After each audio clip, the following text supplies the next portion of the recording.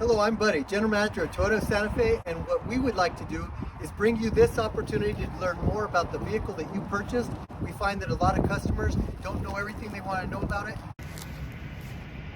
Hello everyone, this is Gabriel here from Toyota of Santa Fe. What I want to go over today with you is the cruise control system and how to operate the radar cruise control system.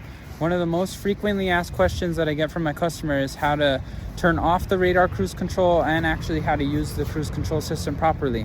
So today we're going to be going over that in the 2023 Corolla Apex Edition. Right now we're going to hop into the Corolla and show you exactly how to use your cruise control system. So as you can see here, here's our cruise control button.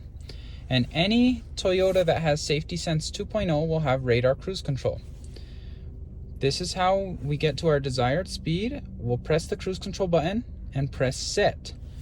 What that will do is it will follow the car in front of you, a certain car length. Now you can be 3 car lengths, 2 car lengths, or 1 car length from the one in front of you.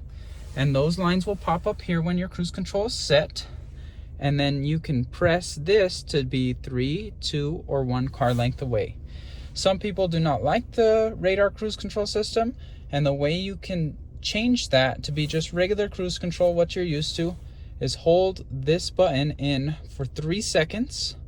1, 2, 3, and then it should be regular cruise control, just how it's always been in vehicles for years.